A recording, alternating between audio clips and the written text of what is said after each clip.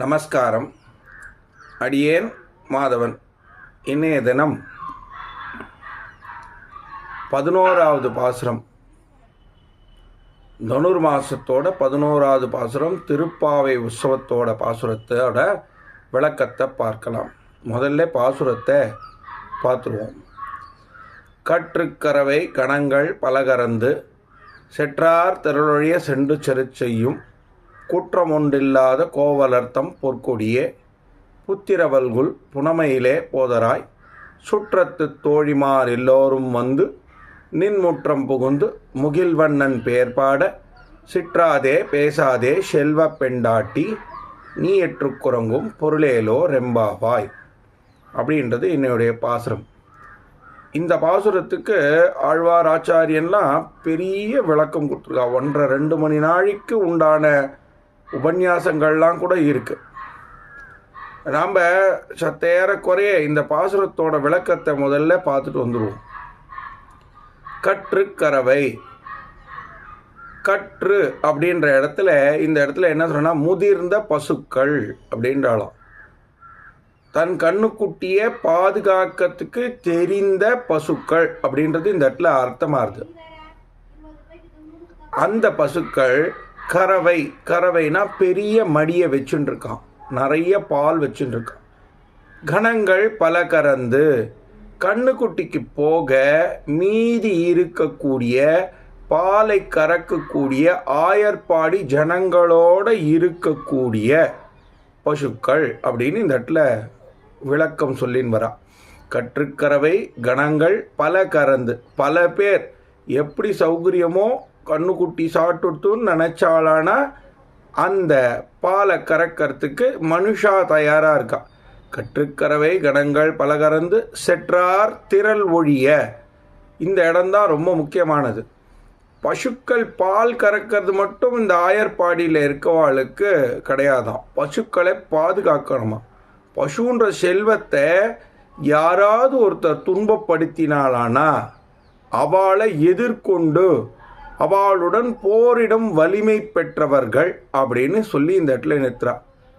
செற்றார் திரளொழிய, சென்று செரு செய்யும், அவா இருக்க இடத்துக்கே போய் பசுவை துன்பப்படுத்தினவனை சண்டை போடுறதுக்கு தயாராக இருக்கக்கூடிய மக்கள் அப்படின்றதா இந்த இடத்துல இந்த ரொம்ப நுட்பமான ஒரு செய்தியை சொல்கிறா. பசுவை பாதுகாக்கணும் முதல்ல. அப்படி நீங்கள் பசுவை பாதுகாத்தா அதோட சந்ததி கண்ணுக்குட்டிக்கு பால் கொடுத்தே ஆகணும். அந்த பசு கொடுத்தது போக மிச்சம் இருந்தால் நீங்கள் கறந்துக்கலாம். நீங்கள் கறந்துட்டீங்களான்னா அந்த பசுவை பாதுகாக்கிறவராக ஆயிடுறீங்க. அப்படி பாதுகாக்கக்கூடிய நீங்கள் ஏதாவது ஒரு காரணத்தினால அந்த பசுக்கு துன்பம் ஏற்பட்டால் அதை பாதுகாக்கணும். ஒருவேளை அவள் மனுஷ கணங்களாக இருந்து பசுக்கு துன்பம் கொடுக்குறானா அவளுக்கு எதிர்த்து சண்டை போடக்கூடிய மனுஷாலாக இருக்கணும். அப்படி இருந்தாலும் ஆயர்பாடியில் இருக்கக்கூடிய மக்கள் அப்படின்னு சொல்லி இந்த இடத்துல நிறுத்துறா. குற்றம் ஒன்றில்லாத கோவலன் தன் பொற்கொடியே. கோவலன்றது இந்த இடத்துல அரசன். நந்தகோபன் அப்படின்றவருக்கு கிருஷ்ண பரமாத்மா அப்படின்றவர் பிள்ளை. அவர் ஆத்துல பொன் குழந்தையே இல்லையாம். அதனாலே ஆயர்பாடியில் இருக்கவா மொத்த பேரையும் தன்னுடைய பொன் குழந்தைகள், தன்னுடைய சொந்தங்களாக பாவிச்சார் அங்கே இருக்கக்கூடிய நந்தகோபர் அப்படின்னு சொல்லி சொல்கிறார். அப்படி சொந்த பந்தமாக வச்சுக்கக்கூடிய கோபிஸ்ரீகளை ஏதாவது ஒரு காரணத்துக்கு யாராவது துன்பப்படுத்தினா, முதல்ல பசுவை சொல்லிட்டா, இப்போ பொண்களை சொல்கிறா. இந்த பெண்கள் யாராவது துன்பப்படுத்தினா பெண்களே அவளை எதிர்த்து நிற்கிறாளாம். அது எப்படி அப்படின்னா அடுத்த வரியில் அதை சாய்க்கிறா. புத்திரவல்குல் புனமையிலே. புத்திரவல்குல்னா புத்துலேர்ந்து வெளியில் வரக்கூடிய பாம்பு எப்படி படம் எடுக்கிறதோ அந்த மாதிரி அந்த ஊரில் இருக்கக்கூடிய பெண்கள் படம் எடுக்கிறா, அதாவது எதிர்க்கிறா அப்படின்றது இந்த இடத்துல தெரிய வர்றது. அப்படி நீங்கள் எதிர்க்க வேண்டாம். நீங்கள் பெண்மயில் மாலை உங்கள் தோகையை விரித்து ஆடும் பெண்மயில் போல நீங்கள் உங்களுடைய மென்மையான தன்மையை பார்த்துக்கோங்க, உங்களுக்கு நான் இருக்கேன் அப்படின்னு சொல்லி நந்தகோபர் சொல்கிறதா இந்த இடத்துல அர்த்தமாகுது. அப்படியாகப்பட்ட பெண்களை இந்த இடத்துக்கு, அதாவது ஸ்ரீரங்கத்துக்கு ஆண்டாள் தனுர் மாதம் விரதம் பாவை நோன்பு நோக்கிறதுக்கு கூப்பிடுறாளாம். எப்படி கூப்பிடுறா அப்படின்னா, சுற்றத்து தோழிமார் எல்லோரும் வந்து ஆயர்பாடியில் இருக்கக்கூடிய என்னுடைய தோழிகள், ஒரு பக்கபலம் தைரியம் ஆண்டாளுக்கு ஓணுமா. நாம் கார்த்தால எழுந்து போகிறோம், பயப்படாமல் இருக்கணுன்றதுக்காக சீரும் பாம்பை போல இருக்கக்கூடிய பெண்களை தன்னுடைய தோழிகளாக அழைச்சி தன்னோட வரும்படி, எதுக்கு தன்னோட வரும்படி அழைக்கிறா? நின் முற்றம் புகுந்து. யாருடைய முற்றம்? கண்ணனுடைய முற்றம். அதாவது அரங்கநாதர் கோவிலில் இருக்கக்கூடிய முற்றத்துக்கு எல்லோரும் வாங்கோ அப்படின்னு அழைக்கிறாளாம். ஆயர்பாடியில் இருக்க பெண்கள் இயற்கையிலேயே கொஞ்சம் தைரியமானவா, அவ நம்மளோட இருந்தாளானா நாமும் கொஞ்சம் தைரியமாக செயல்படலாம் அப்படின்ற நோக்கமாகவும், அதே மாதிரி ஆயர்பாடியில் இருக்க பெண்களை எல்லாருக்கும் கண்ணனை பிடிக்கும், கண்ணனுக்கும் எல்லாரையும் பிடிக்கும். நாம் கண்ணனை பாராட்டுச்சு ஆயர்பாடி பெண்களும் நம்மளோட இருந்தாலானா நாம் கண்ணனை பாராட்டத்துக்கு ஒரு கை தூக்கி கொடுக்கும் அப்படின்றதுக்காக ஆண்டாள் அழைக்கிறதா இந்த வரியானது அமைஞ்சிருக்கு. விசேஷமான வரி. முகில் வண்ணன் பேர்பாட. எதுக்கு வாங்கோன்னு கூப்பிட்றான ஆயர்பாடி பெண்களை? கண்ணனுடைய நாம சங்கீர்த்தனம் பண்ணுறதுக்கு. கண்ணனுடைய நாம சங்கீர்த்தனம் எது அப்படின்னு இந்த இடத்துல குறிப்பிடுறான்னா திருப்பாவை தான் கண்ணனுடைய நாம சங்கீர்த்தனமா. அப்படியாகப்பட்ட நாம சங்கீர்த்தனத்தை பண்ணுறதுக்கு ஆண்டாளுடைய தோழிகள், அது மட்டும் இல்லாமல் ஆயர்பாடியில் இருக்கக்கூடிய பெண்கள் எல்லாரும் வந்து ரங்கநாதர் கோவிலில் இருக்கக்கூடிய முற்றத்துக்கு சென்றடைந்து கண்ணனை பற்றி பாராட்டி கண்ணனுடைய நாம சங்கீர்ணத்தை நாம் சொன்னோமே ஆனால் அப்படின்றது இந்த இடத்துல அர்த்தமாகுது. திட்டாதே பேசாதே.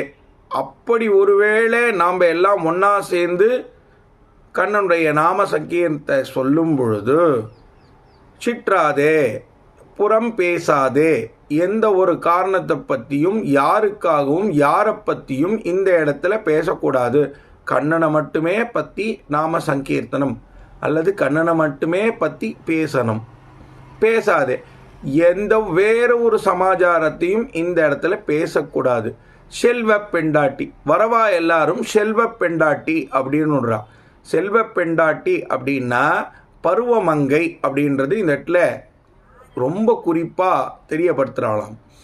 அதுவும் பருவமங்கை அப்படின்றத விட அப்பா அம்மாவெல்லாம் சேர்ந்து தன் குழந்தைக்கு கல்யாணத்தை பண்ணி வைக்கணும் அப்படின்ற நோக்கத்தோட அவளுக்கு நிச்சயதார்த்த புடவையை வாங்கி வச்சு ஒரு பஞ்சாதி ஆசீர்வாத பஞ்சாயத்தியை சொல்லி அந்த குழந்தைக்கு அந்த புடவையை கொடுத்து இவர்தான் உனக்கு கணவன் அப்படின்னு நிர்ணயம் பண்ண பெண்களை இந்த இடத்துக்கு வாங்கோ, வந்துருங்கோ, நீங்கள் எல்லாம் செல்வ பெண்டாட்டி அப்படின்னு சொல்லி ஆண்டாள் கூப்பிட்றாளாம்.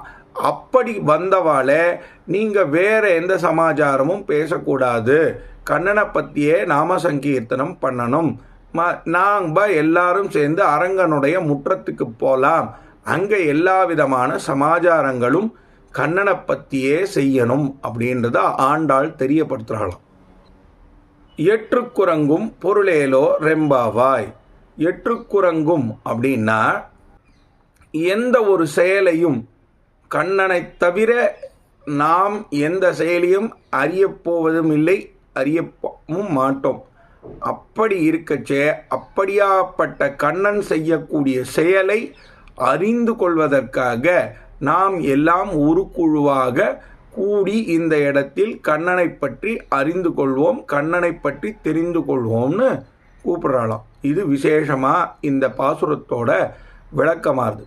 மேலும் நாம் ஒவ்வொரு இந்த காணொளியிலையும் ஆச்சாரிய உபதேசத்தின் கருப்பொருளை தெரிஞ்சுன்னு வரோம். அப்படி இந்த பாசுரத்துக்கு ஆச்சாரியன் என்ன சாட்சியிருக்கார் அப்படின்றத பார்க்கலாம்.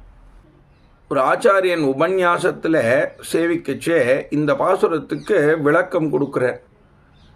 கண்ணனுடைய கீதா உபதேசத்தை இந்த பாசுரத்தோடு ஒப்பிட்டு சொல்லிகிட்டே வர, அந்த ஒப்புமையில் நாம் பார்க்கும்பொழுது கற்றுக்கறவை அப்படின்றா இல்லையா, அந்த கற்றுக்கறவைன்றதுக்கு கண்ணனை அந்த இடத்துல கொண்டு போகிறாளாம்.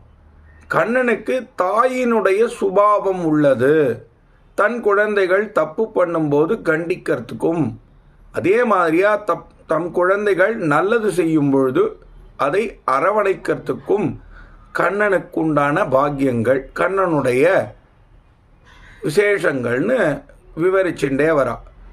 இப்போது கண்ணன் அம்மாவாயிடுறார், நண்பன் ஆயிடுறார். இவர் அர்ஜுனனுக்கு சொன்ன கீதா உபதேசம், எது நல்லது எது கெட்டது, யாரோட நீ போர் புரிய போகிற, அப்படி போர் புரிஞ்சா அதனால் உனக்கு என்ன லாபம், நீ போர் புரியாமல் விட்டுட்டா என்ன நஷ்டம் அப்படின்றதெல்லாம் கீதா உபதேசத்தில் சொல்கிறாராம். இப்போ அர்ஜுனன் கண்ணுக்குட்டியாக மாறிடுறாராம். அதனால் அம்மாவிடம் பாலை எப்படி அந்த கண்ணுக்குட்டி சாப்பிட்டுட்டு விளையாடுமோ அந்த மாதிரி மகாபாரதத்தில் கீதை உபதேசம் முடிஞ்ச உடனே கண்ணன் தன்னுடைய திறமைகளை வெளிப்படுத்தினான். அதே மாதிரியா அர்ஜுனனும் கண்ணனுடன் சேர்ந்து தன்னுடைய போர் பயிற்சிகளை உபயோகப்படுத்தி எதிரிகளை வீழ்த்தினான். 2வது வரியில் சொன்னா இல்லையா, பசுவை யாராவது தாக்கிறதுக்கு வந்தா ஆயர்பாடியில் இருக்க மக்கள் எல்லாம் ஒன்றா சேர்ந்து அவா இருக்க இடத்துக்கே போய் அவளை அழிச்சுட்டு வந்துடுவா அப்படின்னு இந்த திருப்பாவை பாசுரத்தில் சொல்கிறா இல்லையா. இப்போ கண்ணன் தாயாவும் அர்ஜுனன் கண்ணுக்குட்டியாகவும் இருக்கும் பொழுது இவர்களை தாக்க வந்தவர்களை ஆயர்பாடியில் இருக்க ஜனங்கள் எப்படி திருப்பி தாக்கினாலோ அந்த மாதிரியா இந்த கீதா உபதேசம் முடிஞ்சாவிட்டு ஆயர்பாடி ஜனங்களும் அர்ஜுனனுடைய கண்ணனுடைய படையில் இருந்த சேனைகளும் எதிரிகளை வீழ்த்தியது அப்படின்னு மகாபாரத சரித்திரத்தை இதுக்கு கொண்டு வரா. பெண்கள் எல்லாரும் இந்த மாதிரி தப்பு பண்ணுறாளேன்றதுக்காக சீரிண்டு தானும் போருக்கு புறப்பட்டாளாம். அந்த புறப்பட்டதை தான் 3வது வரியில் தெரிவிக்கிறா இந்த பாசுரத்தில் அப்படின்னு சொல்லி ஆச்சாரியன் முடிக்கிறார். ரொம்ப விசேஷமான பாசுரம். இந்த பாசுரத்தோட கடைசியில் இருக்கக்கூடிய வரி, கண்ணனே எல்லாத்தையும் பார்த்துப்பான், அதனால நாம் பயப்பட வேண்டாம், கண்ணன் இல்லாமல் பூலோகத்தில் எந்த காரியமும் நடக்காது அப்படின்றா. நாம் இந்த 11வது பாசுரத்தை சேவிக்கச்சே, கற்றுக்கறவை பாசுரங்களை சேவிக்கச்சே கீதா உபதேசம் கண்ணன் பண்ணதை ஞாபகம் வச்சுண்டு நாம் கீதையே சேவிக்கிறோம் அப்படின்றதா ஞாபகம் வச்சுண்டு திருப்பாவை நோன்பு இருந்தோமே ஆனால் கண்ணனுடைய பரிபூர்ணமான கடாட்சம் கிட்டும் அப்படின்றது ஆச்சாரியனுடைய திருவருள். ஆச்சாரியன் சொன்னது மட்டும் இல்லாமல் இந்த கண்ணனுடைய சுபாவங்களை நாம் தெரிஞ்சிக்கிறதுக்காக பசுமாட்டோட சுபாவம் என்னவோ அதோடு ஒப்பிடுறா அப்படின்றது தெரியப்படுத்துகிறான். விசேஷமாக ஆயர்பாடியில் இருந்த பசுமாடுகளை காப்பாற்றுற மாதிரி நாம்பளும் கண்ணனை காப்பாற்றி கண்ணனுக்குண்டான சிஷ்யங்களை செஞ்சு அதன் மூலமாக திருப்பாவை நோன்பு நோற்றோமே ஆனால் கண்ணன் சகலவிதமான சம்பத்துகளையும் கொடுப்பான் அப்படின்றது தெரியப்படுத்துகிறேன். இந்த இடத்துல விசேஷம். அடியேன் மாதவன். ஆண்டாள் திருவடிகளே சரணம்.